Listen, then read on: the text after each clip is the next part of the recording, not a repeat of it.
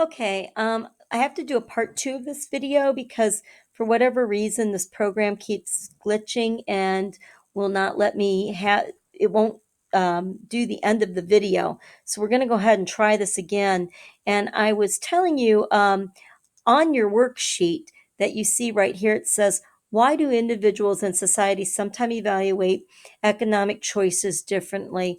And if you go back to here, to your packet, it says the evaluation of choices is therefore relative and different between individuals and societies. So obviously right here in this paragraph, it is telling you the answer to that question. And that's just a hint for you to use. Let's go ahead and read the last two paragraphs. A very important part of economic decision making is considering possible consequences. You have already learned about the difference between intended and unintended consequences. And quite honestly, I don't think that we actually discussed those. But obviously, an intended consequence is something you want to happen. And an unintended consequence is an action that you've taken and you get something back that you weren't expecting or you didn't want. And that's what our next sentence says. It says, sometimes actions we take have effects we do not expect or want. In taking a course of action, it is essential to think about the present and future consequences.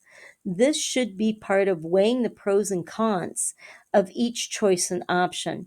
What immediate effect would adopting this choice have? What future effects would this choice have? Could there be any unintended consequences? So I want you to stop and think for a moment and identify one economic decision that you have made recently, such as deciding to buy something or choosing to do something to save or earn money.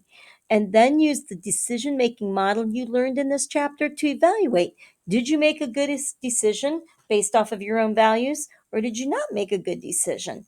And kind of think that through. But again, we go back to the fact that anybody who spends money should follow these steps.